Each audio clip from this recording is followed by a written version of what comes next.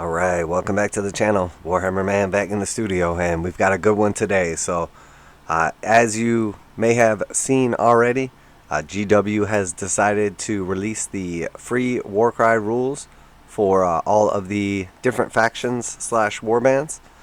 So obviously that is a massive change. So what brought about this change? Was it my recommendation, suggestion, or idea? Was it the feedback from the community? Is Games Workshop ready to pivot and actually make some changes to their business plan? Or just random luck marketing? We don't know. We don't know exactly why they decided to make this decision, but I think it is the best possible decision. And for a lot of people out there not excited about a new edition of Warcry, because the game was already very fun, and obviously the last thing you want is a bunch of points or rule bloat, book bloat, etc. But in this case, GW made the right decision. So as much as I criticize them when they make poor decisions, I'm always going to give them props when they make right decisions. And in this case, they have definitely made the right decision. So that being said, if you're not familiar exactly with what I'm talking about, we got a new edition of Warcry. It's coming out in the Heart of Gur box. We'll have the new rule book, and then obviously some new warbands rules inside of it. But also all the existing previous warbands and all of the regular factions from Age of Sigmar, Cities of Sigmar, etc. all will have new rules, new points, and all of that is going to be released for free. So theoretically now, if you were going to upgrade from the previous edition of Warcry or start playing Warcry, you only actually would be required to basically buy the new rulebook. And then if you have the new rulebook, you have the free downloads, you have your dice, your models, etc. You're ready to play the game. I think that is huge. That is a massive improvement. And then also they're offering the Compendium, which is essentially all of these rules that they're offering in the free PDF downloads and everything. They offer that Compendium for sale if you want to buy it and have a physical copy. I think that's great. It allows people that would rather just buy it to have it. It allows people that want to download it and have it digitally to have it. And then people that want to print it out and, have a physical copy, but, for free or near free, that's acceptable as well. So I think it covers all the bases. It's absolutely awesome. I think the only thing they could possibly do that would be better than that would be to release a free copy of the Warcry rules as well. So if you could get the Compendium for free, you could use any warband. And then if you got the Warcry rules for free, similar to what they did in Sigmar and 40k, you could actually play the game for free. All you need is just some models, etc. And I think that's massive. Alternatively, doing a starter box would be great as well. But again, we at least see GW on the right track. So that is massive.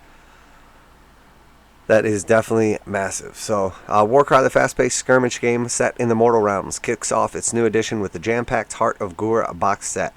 You've always been able to use a wide variety of Warhammer Age of Sigmar miniatures in Warcry, but this week we've given away free rules for the vast range of fighters to use in the Gnarlwood. Starting with the Grand Alliance Order, you'll get updated fighter cards, revised abilities, and new reactions for each warband. So all of that stuff provided for free. Very cool. There are many warriors from the Grand Alliance you can use in your games of Warcry, from the Marathi Thralls to the Caradon Overlord Skywardens.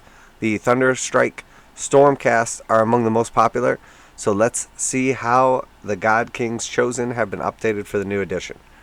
Reactions are one of the big incoming changes to Warcry, and the Thunderstrike Stormcast are getting one of their own, Thunderous Departure. So we've seen quite a few of these reactions already. So far, some of them seem really good, some are mediocre, and I don't think it's going to insanely change the game state. It's just going to add in some little bits. So overall, I think that is good. Use this when some of your fighters are on the last legs to ensure that whoever takes them down suffers a vengeance of Sigmar. So a lot of them just do a couple points of damage if your fighter was going to be removed. So you can essentially take a heavily wounded opposing enemy fighter down with your guy, theoretically. So many fighter profiles have been updated for the new edition. Fighters who are especially fast, tough, or lethal have gone up in points. For example, it now costs 30 more points to add the really killy and unyielding Lord Imperator into your warband. So for instance, here's the Lord Imperator. He is the leader I always used in my Stormcast warband. So he has gone from 210 to 240. That's pretty rough. Now, I'm not going to say that Stormcasts weren't very strong before. Wait, I am going to say that. They were definitely very strong before. The way I had it configured, I could take 6 models in my warband, including a Griffhound. So he's not, amazing, but he was good. But it's going to be very, very difficult to still squeeze in 6 Stormcast in this warband. And to tell you the truth, if most warbands are running around with 10 or more models, which most of them are, having 6 guys is not cool at all.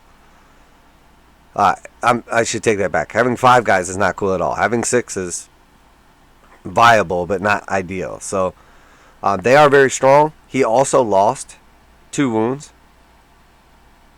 But he gained a ranged attack. So his melee attack stayed the same.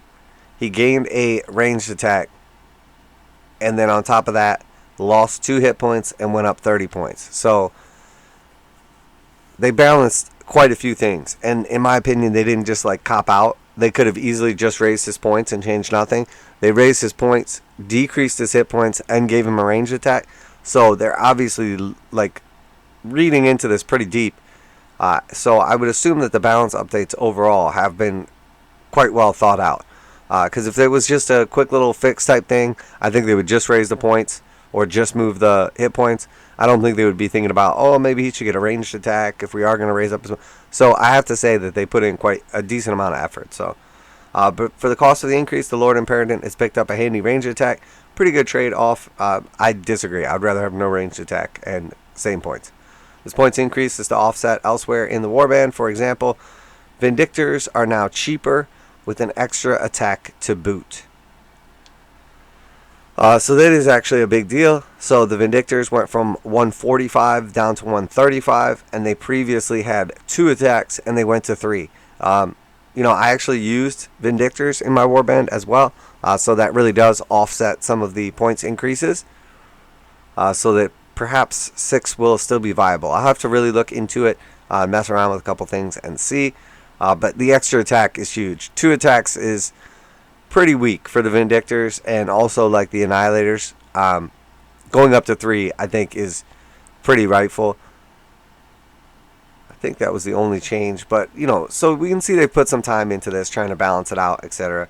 I do like that. So far, these are all the ones they have given us. So we have the Order 1, Order 2, and Cities of Sigmar, and then we have the Stormcast Eternals. There are obviously a bunch of different warbands you can make for Stormcast Eternals. The rules will be made available in physical form later in the year, in the Warcry Compendium, which will collate updated rules for 4 Grand Alliances. In the meantime, start planning your next warband and join us tomorrow when we release the rules for Grand Alliance Destruction. Alright, so here's all the order. Next comes Destruction, etc. Pretty cool overall. I do like that they decided to do this for free. That's massive. So just to kind of take a look at one of them, here is the first page of order. Or not the first page, but the first tab. So the first one here is Daughters of Khaine. There were some monsters and some stuff listed in the beginning. I just kind of skipped over here. But we have a unique reaction added in. And then we have all of our regular fighter abilities. And if you're not familiar with how Warcry works exactly, essentially each card, we'll see it in a second, has their faction ability listed on it. And then everybody from the faction is going to have that. And then they have various other sort of ruin marks that show what they're allowed to use based on their equipment or their class, etc. So in this case, we see 2 different columns. One is for generic fighters, but the fighters still may need to have a certain rune mark. So anybody in the warband can use the reaction or the double. Certain people can use the turn to crystal double. Others can use the Heartseeker's double. Anyone can use the slaughter and strength, etc., etc. So we see how that goes. Essentially, if you're on a mount, you can use the Doomfire Bolt. So we know that's only going to be Doomfire Warlocks, etc. So, and then here we see the Daughters of Khaine hero abilities. So all of these require, obviously, you're in the faction, and then you're the leader of the faction, which you can only ever have one. And then certain ones require a certain leader. So you're in the warband, you're the leader, and you have this extra. Same down here, and then again, same down here.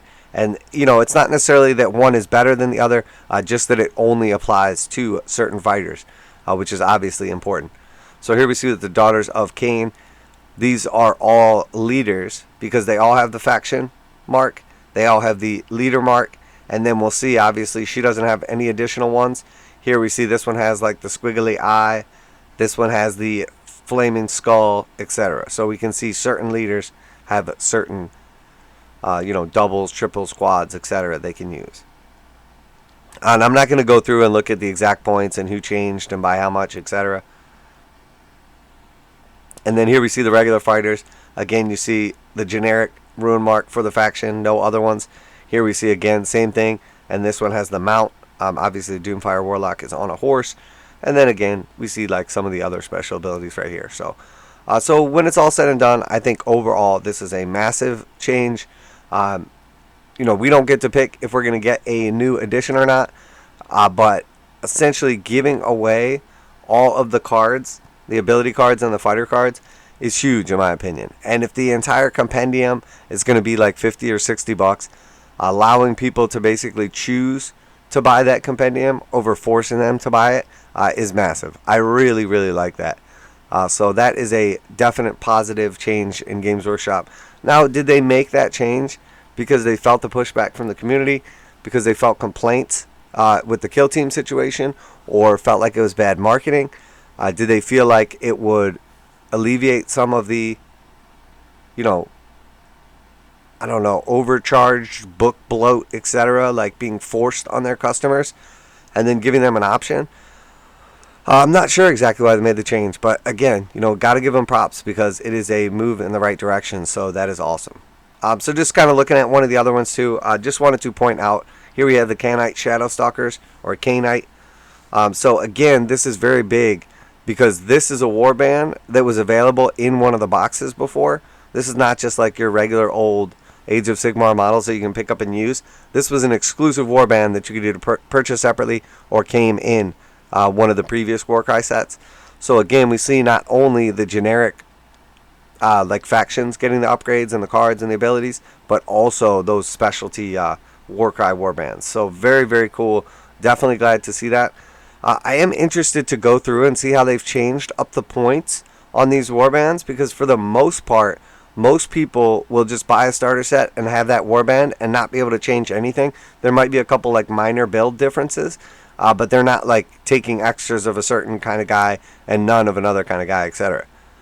So that being said, when they change the points right here, I would imagine that when it's all said and done, it still totals out to 1,000 for those warbands, and that's not going to change anything. That it's more for people who buy extra models or do conversions or whatever, so that they can alter the composition of what would normally be a fixed warband, because that's where they can gain more power. Now, in general, the preset warbands are not as good or as competitive or as overpowered, however you want to put it, as the normal faction warbands, partially because of the diversity of being able to just like select anything from your model range. So that being said, I think this is overall awesome and positive changes.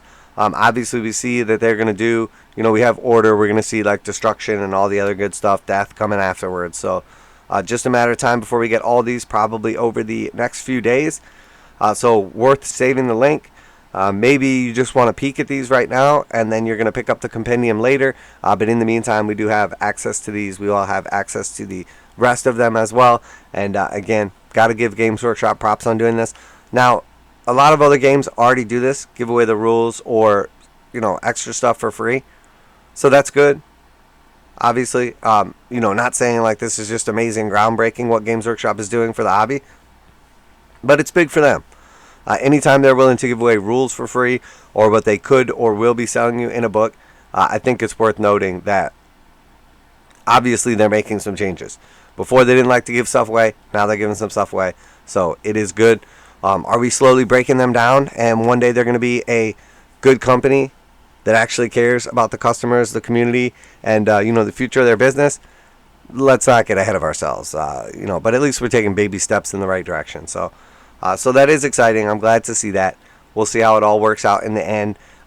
Still looks to me like a sort of money grab for Warcry, but at least this way it's not going to be impossible to unload new players.